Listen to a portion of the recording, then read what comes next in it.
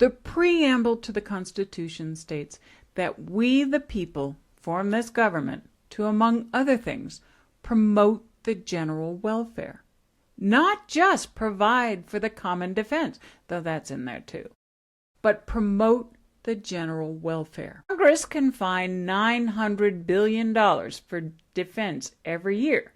They can do it for 64 consecutive years without fail. They can add $8 billion more than the president even asked for. But maintaining health care subsidies that keep 22 million people insured? That's where they draw the line? This isn't about whether the ACA is the best possible health care system. It's not. I'm on record supporting Medicare for all as a long-term solution. But right now, in this moment, we're talking about whether Congress will let millions of people lose affordable coverage while simultaneously approving nearly $1 trillion for defense contractors without blinking. This is what promote the general welfare looks like to this Congress. $900 billion for weapons. Nothing for your health care. What can you do? I don't do analysis paralysis here, so let's talk about action. First, if you're enrolled in ACA coverage or know someone who is, the December 15th deadline is almost here.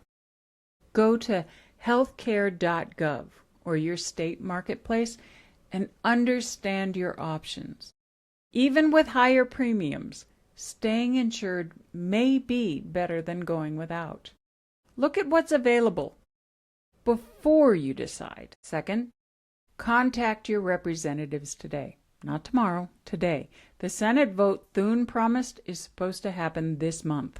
Here's your script, and I'll put it in the description box below too. Say, I'm calling about the expiring ACA premium tax credits.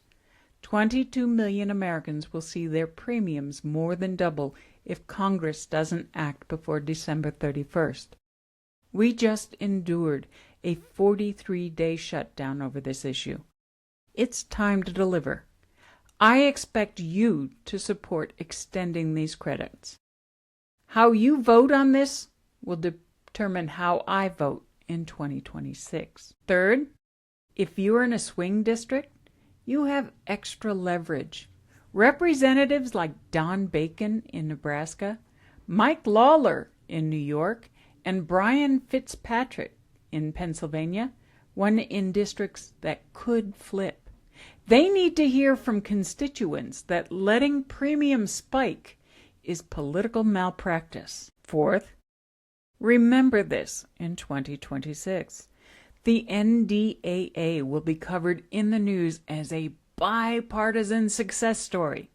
But don't let anyone forget that the same Congress that found $900 billion for defense couldn't find the political will to keep health care affordable. That's a choice. And choices have consequences at the ballot box. Here's the bottom line. The fiscal year 2026 National Defense Authorization Act is about to pass. It will be the 64th consecutive year that Congress has managed to authorize defense spending.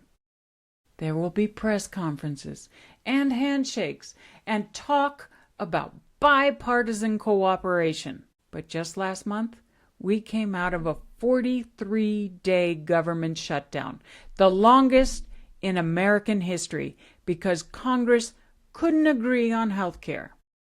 Democrats fought, they lost.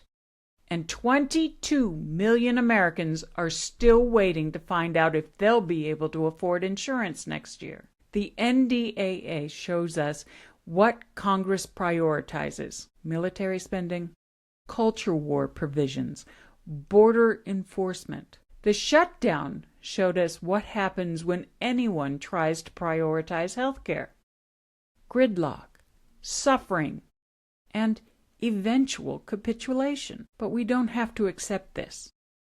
The December Senate vote is coming. The enrollment deadline is December 15th, and the 2026 midterms are coming. We can make noise. We can hold them accountable. We can make sure they know we're watching. This isn't analysis paralysis. This is a choice Congress is making, and we can make choices too.